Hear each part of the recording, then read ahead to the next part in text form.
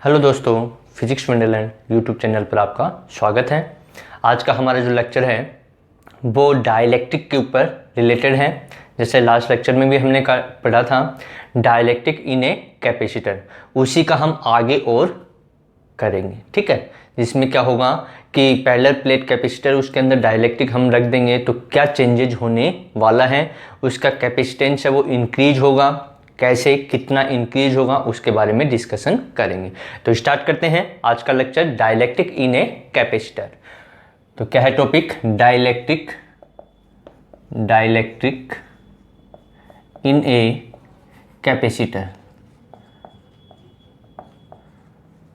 तो last lecture में भी हमने पढ़ा, उसी को हम आगे कर रहे हैं। ठीक है, तो डाइलेक्ट्रिक इन ए कैपेसिटर में क्या होता है थोड़ा सा रिमाइंड करवा देता हूं मैं कि ये एक पैरेलल प्लेट कैपेसिटर हमने लिया था और यहाँ हमने एक डाइलेक्ट्रिक स्लैब रख दी थी। याद हो तो आपको लास्ट लेक्चर एक स्लैब रखी थी। एक्चुअल में बताया भी था कि ये इसको बनाने के लिए बाकी बिल्कुल टच है। ठीक है, ये थोड़ा सा दिखाने के लिए, शो करने के लिए इसको है। यहाँ पॉजिटिव, जैसे ही चार्ज करेंगे तो यहाँ पॉजिटिव और यहाँ क्या आ जाएगा, नेगेटिव चार्ज आ जाएगा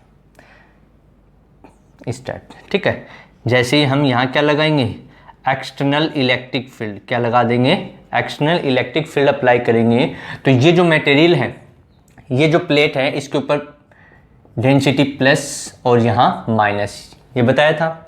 अब जैसे ही ये एक्सटर्नल इलेक्ट्रिक फील्ड लगा देंगे तो ये जो डाइलेक्ट्रिक है, यानी कि पोलर या नॉन पोलर कोई भी टाइप का हो, तो क्या होगा, इसमें इलेक्ट्रिक फील्ड इंड्यूस्ड हो जाएगा। ये बताया था कि क्या होगा, इलेक्ट्रिक फील्ड इंड्यूस्ड हो जाएगा। ठीक है, तो इलेक्ट्रिक फील्ड इंड्यूस्ड होगा तो उसके लिए क्या होने वाला है उसकी हम यहाँ पर डिस्कशन कर रहे थे। तो इलेक्ट्रिक फील्ड इंड्यूस्ड होगा तो देखिए यहाँ पर तो नेगेटिव आ जाएगा और यहाँ पर क्या आ जाएगा, पॉजिटिव आ जाएगा। ठीक है, यहाँ पर नेगेटिव आ जाएगा, इस टाइप से क्या आ जाएगा, नेगेटिव, और यहाँ पर क्या आ जाएगा, पॉजिटिव चार्ज इंड्यूस्ड, इस टाइप से हो जाएगा। ठीक है, अब देखिए यहाँ पर जो एक्सटर्नल इलेक्ट्रिक फील्ड है उसकी डायरेक्शन ये है और ये जो इंड्यूस्ड हुआ इसका पोलराइजेशन हुआ। पोलराइजेशन होने के कारण इसमें इलेक्ट्रिक फील्ड क्या हो गया, इंड्यूस्ड हो गया और इसकी जो डायरेक्शन होगी वो इस डायरेक्शन में होगी और ये जो इंड्यूस्ड इलेक्ट्रिक फील्ड है वो एक्सटर्नल इलेक्ट्रिक फील्ड के ऑपोजिट डायरेक्शन में होगा। तो यानी कि ये जो इलेक्ट्रिक फील्ड होगा इंड्यूस्ड, वो इसको क्या करना चाहेगा, कम करना चाहेगा। यही हमने पढ़ा था। तो फाइनली ई नेट कितना आ जाएगा, ई नेट आ जाएगा, E net equal to E external minus E induced. क्या आ जाएगा, E external minus E induced, ये एक्सटर्नल नेट हो जाएगा ये इलेक्ट्रिक फील्ड। यानी कि अब इस पूरे सिस्टम का जो इलेक्ट्रिक फील्ड होगा नेट, वो कितना होगा, ई एक्सटर्नल माइनस ई इंड्यूस्ड। और उसके बाद में हमने यहाँ पर डिफाइन किया था कि इसका जो कांस्टेंट है, डाइलेक्ट्रिक कांस्टेंट, उसको क्या लिखा था, के लिखा था। तो जो के है, जो के था वो जो एक्सटर्नल फील्ड है, ठीक है, इस स्लैब के कारण, इस डाइलेक्ट्रिक के कारण इस एक्सटर्नल इलेक्ट्रिक फील्ड की वैल्यू को कम कर देता है। तो यहां पर हमने कहा था कि कितना टाइम्स कम कर रहा है, जितना टाइम्स कम कर रहा है उसी को हम क्या कहते थे, डाइलेक्ट्रिक कांस्टेंट कहते थे। तो हमने फिर लिखा था ई नेट इक्वल टू, यानी कि एक्सटर्नल फील्ड कितना कम कर दिया, डाइलेक्ट्रिक कांस्टेंट है के टाइम्स कम कर दिया, तो ई नेट कितना होगा, ई एक्सटर्नल अपॉन के। ठीक है, मान लो बताया था कि जैसे यहाँ 10 न्यूटन पर कूलम हम अप्लाई कर रहे हैं एक्सटर्नल इलेक्ट्रिक फील्ड, और जैसे ये हमने डाइलेक्ट्रिक रख दिया तो एक्सटर्नल इलेक्ट्रिक फील्ड जो नेट हमें मिला, ये अप्लाई करने के बाद ये रखा, उसके बाद हमें नेट क्या मिला, हमें 10 अप्लाई किया और हमें मिला जैसे 2, तो k की वैल्यू कितनी हो जाएगी, 5 हो जाएगी, यानी कि वो कम कर देगा। तो उसको डिफाइन किया गया इस टाइप से। अब ये वैल्यू यहाँ पुट करेंगे तो ये आया था E external upon K equal to E external minus E induced, और ई इंड्यूस्ड और इनकी वैल्यू बताई थी कि जो ई एक्सटर्नल होगा इलेक्ट्रिक फील्ड एक्सटर्नल, वो कितना होगा, सिग्मा अपॉन एप्सिलॉन नॉट, कितना होगा, सिग्मा अपॉन एप्सिलॉन नॉट। और यहाँ पर जैसे इंड्यूस्ड होगा तो यहाँ सिग्मा आई आ जाएगा माइनस का और यहाँ सिग्मा आई प्लस का होगा। ठीक है, ये इंड्यूस्ड हो गया। तो यहाँ पर ई इंड्यूस्ड कितना लिखा जाएगा, ई इंड्यूस्ड लिखा जाएगा sigma I upon epsilon not. ये दोनों वैल्यू यहाँ पुट कर देंगे तो जो रिलेशन आई थी उसको हम थोड़ा सा रिपीट कर रहे हैं। तो क्या रिलेशन आई, देखिए ई एक्सटर्नल कितना है, sigma upon epsilon naught into K equals to क्या है, sigma upon epsilon naught minus इसकी वैल्यू है sigma I upon epsilon naught. Epsilon naught क्या हो गया, कैंसिल हो गया, ठीक है। तो यहां से क्या आ जाएगा, sigma upon K equals to sigma minus sigma I, इसको इधर ले आए या इसको इधर ले आए तो यह आएगा sigma I equals to sigma I, sorry इसको लेके आने sigma I plus sigma upon K equals to आ जाएगा सिग्मा। तो यहाँ से सिग्मा आई कितना आ जाएगा, यहाँ से सिग्मा आई आएगा, इसको इधर लेके जाएंगे तो सिग्मा माइनस सिग्मा अपॉन के, तो सिग्मा आई कितना हो जाएगा, सिग्मा कॉमन ले लें, इसमें क्या कॉमन ले लें, सिग्मा, तो 1 माइनस 1 अपॉन के कितना आ जाएगा, 1 माइनस 1 अपॉन के। ये सिग्मा आई हमने पढ़ा था, ठीक है। तो यहां पर जो इंड्यूस्ड होने वाला है उसके लिए सिग्मा आई की वैल्यू कितनी है, sigma 1 minus 1 upon K equal, ठीक है। अब क्या होने वाला है इसका, ये तो लास्ट लेक्चर में हमने किया था, इसको थोड़ा सा रिवाइज यहां पर दोबारा कर दिया। अब देखिए, जैसे ही हमने एक पैरेलल प्लेट कैपेसिटर मान लिया यहां पर और उसके अंदर डाइलेक्ट्रिक रख दिया, क्या रख दिया, डाइलेक्ट्रिक, ठीक है। तो क्या चेंजेज होने वाला है, तो देखिए यहां पर मैं बना रहा हूं, पहले मान लो यहां पर हमारे पास पैरेलल प्लेट कैपेसिटर है, ये क्या है, यहां प्लस क्यू यहां माइनस क्यू, यानी कि प्लस सिग्मा और माइनस सिग्मा, ये हो गया। इनके बीच की डिस्टेंस है, प्लेटों के बीच स्मॉल डी, और इसके बीच में हम मान लें वैक्यूम है या फिर क्या है, एयर। तो इसके लिए जो intensity of electric field E होगा वो कितना हो जाएगा, सिग्मा अपॉन अपसाइलन नॉट हो जाएगा, ठीक है। इसको मैं ई नोट लिख देता हूं, ई नोट किसके लिए, वैक्यूम के लिए या एयर के लिए, ठीक है। तो ये ई नोट हो गया। तो अब देखिए पोटेंशियल डिफरेंस इन दोनों प्लेटों के बीच में V इक्वल्स टू कितना होगा, E इंटू डी, ये फॉर्मूला पढ़ा था हमने, V इक्वल्स टू क्या था, E इंटू डी, और E यहां पर क्या है, ई नोट, तो ये ई नोट हो गया, ये क्या होगा, ई नोट। इसको लिख दूं V नोट, और ये कौन से केस में, विदाउट डाइलेक्ट्रिक, यानी कि जो केस हम पढ़ रहे हैं वो विदाउट डाइलेक्ट्रिक पढ़ रहे हैं, ये वाला। अब उसकी बाद में इसका दोबारा डिस्कशन करेंगे, पहले इसको हम समझ लें। तो ये वैक्यूम में आ गया, ई नोट की वैल्यू ये रही, तो ई नोट की वैल्यू पुट करेंगे तो वी नोट इक्वल्स टू कितना आ जाएगा, sigma upon epsilon naught into D, जहां पर डी क्या है, इन दोनों प्लेटों के बीच की डिस्टेंस है, ठीक है। अब कैपेसिटेंस क्या पढ़ा हमने, कैपेसिटेंस होता है क्यू अपॉन, क्या होता है, क्यू अपॉन वी, क्या होता है, capacitance C equals to Q upon V होता है। तो यहां से बट हमें यह भी पता है कि सिग्मा इक्वल्स टू क्या होता है, क्यू अपॉन ए, जहां पर मान ले कि इन प्लेटों का जो एरिया है वो ए है, एरिया क्या है, ए हमने मान लिया। तो sigma equals to Q upon A, तो क्यू इक्वल्स टू कितना आ जाएगा, सिग्मा इंटू ए, कितना आ जाएगा, सिग्मा इंटू ए, ठीक है। तो यहां पर ये वैल्यू पुट कर दें या इसको रिप्लेस कर लेंगे हम, वो कोई दिक्कत नहीं है, ठीक है। तो ये भी होता है। तो यहां से देखिए C equals to Q upon V, हम वैक्यूम के लिए पढ़ रहे हैं, तो इसी चीज को मैं क्या लिख सकता हूं, इस चीज को मैं ऐसा भी लिख सकता हूं, C की जगह C नोट और V की जगह V नोट। ये बता रहा है विदाउट डाइलेक्ट्रिक कंडीशन में, कौन सी कंडीशन, विदाउट डाइलेक्ट्रिक, यानी कि वैक्यूम के अंदर। अब V नोट की वैल्यू ये पुट कर दें यहां से यहां पर, तो C नोट कितना आ जाएगा, C नोट इक्वल्स टू आ जाएगा Q upon sigma upon epsilon naught into D, ये अपसाइलन नॉट मल्टीपल में चला जाएगा, तो सी नोट कितना आ जाएगा, आगे सी नोट आ जाएगा हमारे पास epsilon naught Q upon sigma into D, ये आ जाएगा, ठीक है। अब हमें पता है कि सिग्मा इक्वल्स टू क्या होता है, sigma equals to Q upon A, क्या होता है, क्यू अपॉन ए, ठीक है। तो यहां सिग्मा की ये वाली वैल्यू यहां पुट कर दें तो सी नोट कितना आएगा हमारे पास, सी नोट आ जाएगा, यहां पर लिख देता हूं मैं इधर साइड में, तो सी नोट कितना आने वाला है, सी नोट आ जाएगा हमारे पास, सी नोट इक्वल्स टू ये वैल्यू यहां पुट कर दें तो अपसाइलन नोट क्यू अपॉन क्या रख दें, क्यू अपॉन ए इंटू में डी, तो क्यू से क्यू कैंसिल, ए ऊपर मल्टीपल में, तो सी नोट कितना आ जाएगा, epsilon not a upon D. और यही हमने पढ़ा था पैरेलल प्लेट कैपेसिटर में, ठीक है। तो यहां से क्या क्या हमें देखने को मिला। ये तो था वैक्यूम के लिए, किसके लिए था, वैक्यूम के लिए। तो मैं लिख देता हूँ वैक्यूम की कंडीशन के लिए क्या क्या हमें देखने को मिल रहा है। ठीक है, तो वैक्यूम के लिए मैं यहाँ लिख दूँ इधर साइड में, जिससे हमें क्लियर हो जाए कि जैसे हम मीडियम रख रहे हैं यानी कि डाइलेक्ट्रिक उसके अंदर रख रहे हैं, तो ई नोट तो हमारे पास कितना है, सिग्मा अपॉन एप्सिलॉन नोट। ठीक है, और वी नोट कितना है हमारे पास, वी नोट है ई नोट इंटू डी। क्या है, ई नोट इंटू डी, यानी कि ई नोट की वैल्यू ये है sigma upon epsilon note into D. और सी नोट कितना है, सी नोट है अभी आया हमारे पास एप्सिलॉन नोट ए अपॉन डी। ये जो केस हमने पढ़ा ये हमने फ्री स्पेस में या वैक्यूम में या एयर में पढ़ा था।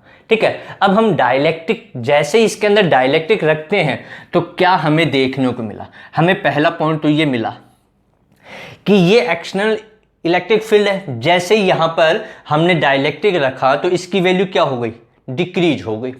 इसकी वैल्यू क्या हो गई, डिक्रीज हो गई। तो यहां पर यानी कि जो ई मिला, जो ई नेट हमें मिला वो कितना मिला, ई एक्सटर्नल का के टाइम्स, यानी कि 1 अपॉन के टाइम्स हो गया। यानी कि एक्सटर्नल फील्ड जो हमने लगाई इस मटेरियल के कारण उसकी वैल्यू क्या हो गई, डिक्रीज हो गई। ठीक है, हमने यहां पर मान लिया कि जो एक्सटर्नल फील्ड जैसे ई नोट मान रखा, तो यहां पर भी मैं ई नोट लगा देता हूं। क्या लगा देता हूं, ई नोट। ठीक है, तो यहां पर जो वैल्यू हमें मिलेगी ई नेट, उसको क्या लिख सकते हैं, इससे कंपेयर कर रहे हैं इसलिए हम यहां पर ई नोट मान रहे हैं। तो ई कितना मिल जाएगा, ई नोट अपॉन के मिल जाएगा।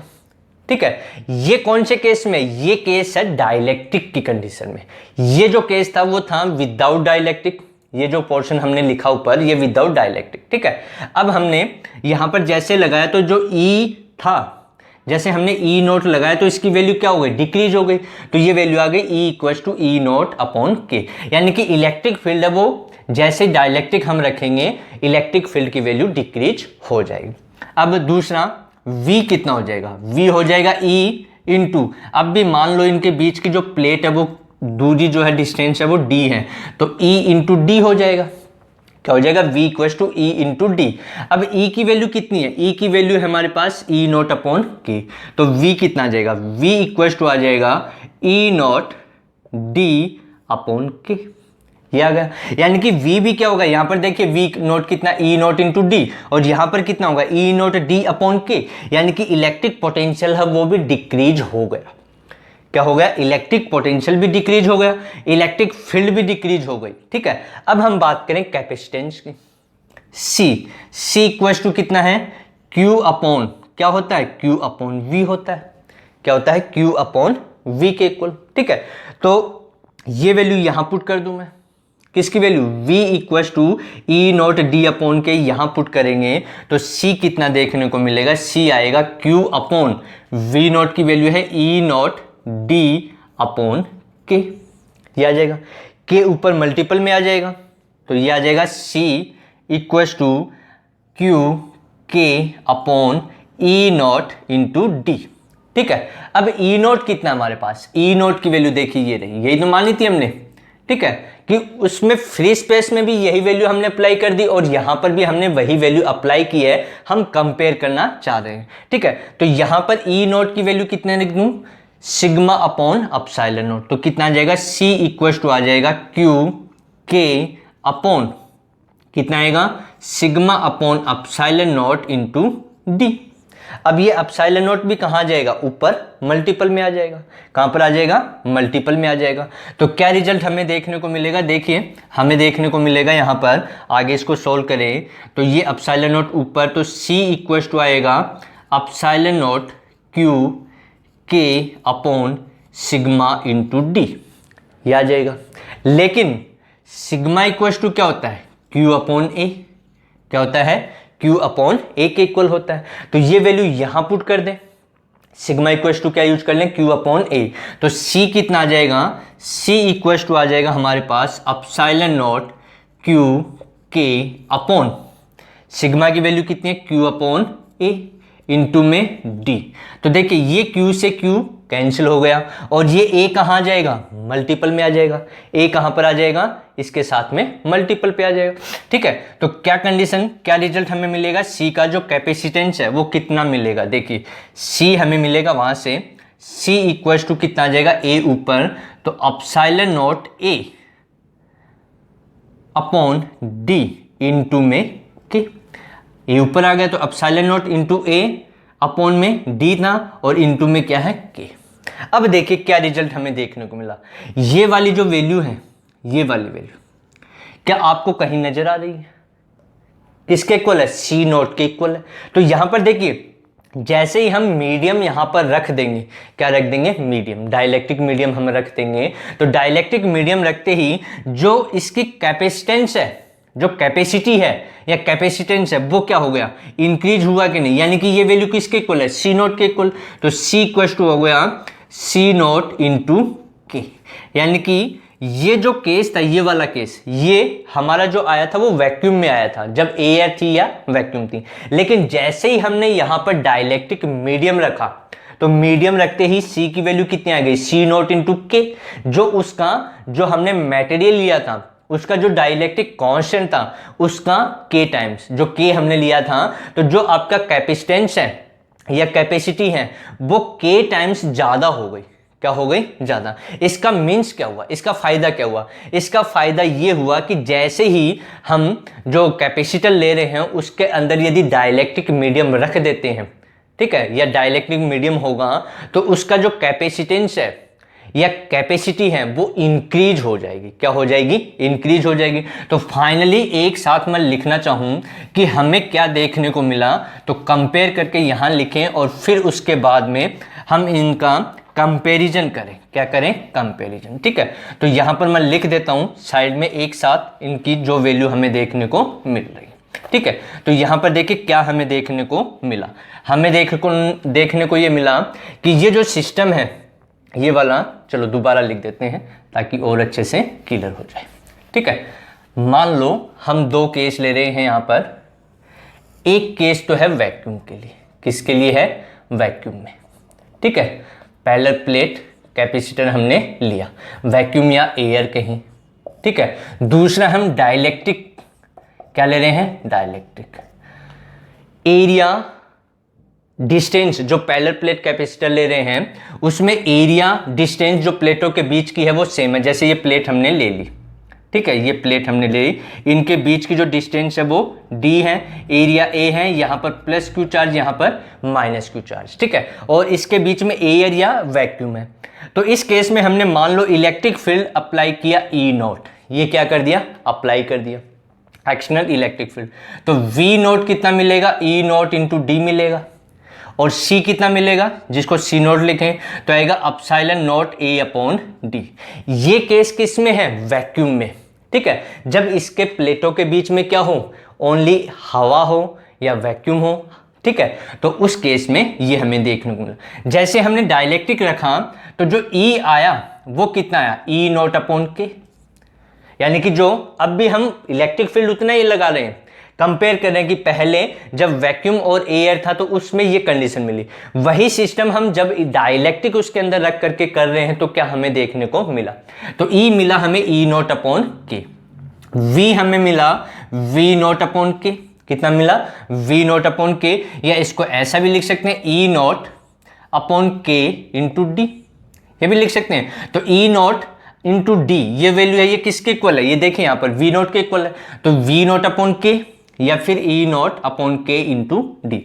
C कितना मिला? C मिला epsilon not A upon D into के, इसके इक्वल मिला। या फिर ये वैल्यू किसके इक्वल है? ये C नॉट के जो वैक्यूम में था। तो C इक्वल टू ऐसा भी लिखा जा सकता है के C नॉट, ये भी। तो यहां से क्या रिजल्ट हमें देखने को मिल रहा है? हमें मिल रहा है कि जैसे ही डाइलेक्ट्रिक हम रख देते हैं तो जो इलेक्ट्रिक फील्ड है वो क्या हो जाती है? डिक्रीज हो जाती है। यानी कि इलेक्ट्रिक फील्ड जैसे ही डाइलेक्ट्रिक मीडियम हम ले लेंगे कैपेसिटर के अंदर जो प्लेट है उसके बीच में, तो जो इलेक्ट्रिक फील्ड है वो क्या हो जाएगी? डिक्रीज हो जाएगी। इलेक्ट्रिक पोटेंशियल वो भी क्या हो जाएगा? डिक्रीज। क्या हो जाएगा? डिक्रीज। ये भी डिक्रीज हो जाएगा। बट देखिए कैपेसिटेंस जो है या कैपेसिटी है, ये क्या हो गई? ये के टाइम्स ज्यादा हो गई, तो ये क्या हो जाएगी? इंक्रीज। ये इंक्रीज हो जाएगी। ठीक है।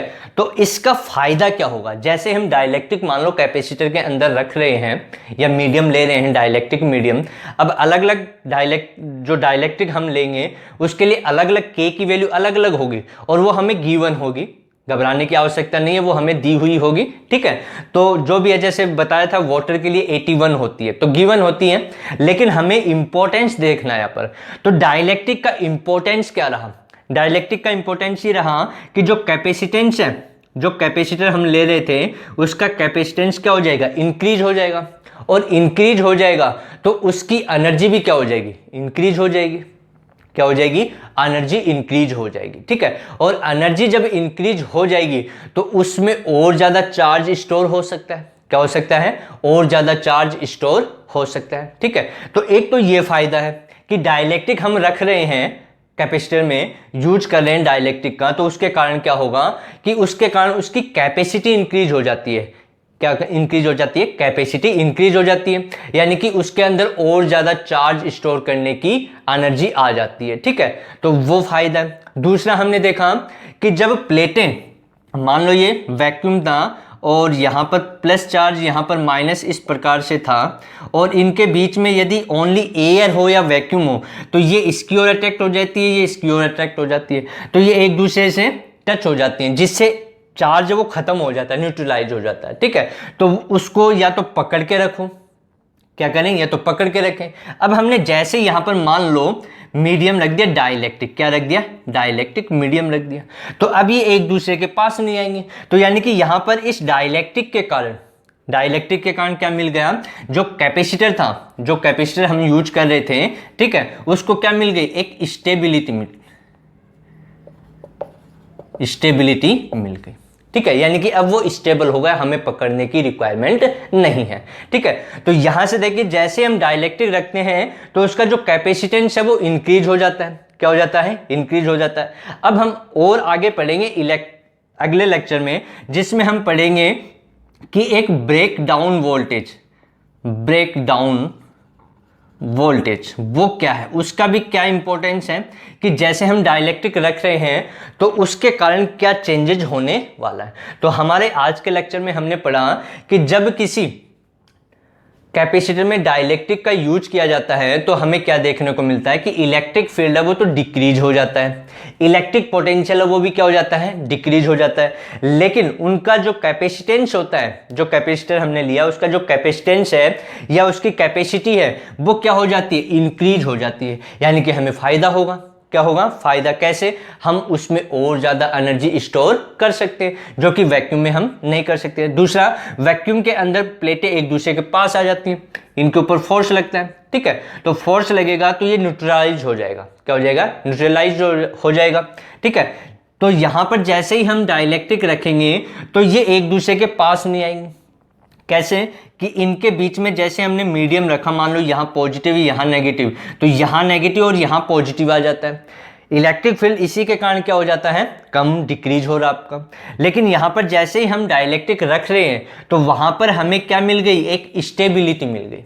क्या मिल गई, स्टेबिलिटी, यानी कि अब जो कैपेसिटर है वो स्टेबल हो गया, उसको पकड़ के रखने की रिक्वायरमेंट नहीं है, ठीक है। तो ये हमारा आज का लेक्चर था जिसमें हमने डाइलेक्ट्रिक इन एक कैपेसिटर पढ़ा, लास्ट लेक्चर में भी हमने पढ़ा था, इसमें भी हमने आज ये डिस्कशन किया। अब इसमें ब्रेकडाउन वोल्टेज क्या है, उसका इंपॉर्टेंस क्या है, फिर हम पढ़ेंगे जो के हैं, जो कांस्टेंट डाइलेक्ट्रिक कांस्टेंट के हैं उसकी वैल्यू वैक्यूम में कितनी होती है, किसमें, वैक्यूम में, और कंडक्टर मीडियम के लिए कितनी होती है उसके बारे में हम अगले लेक्चर में डिस्कशन करेंगे। तो तब तक सभी पढ़ते रहिए।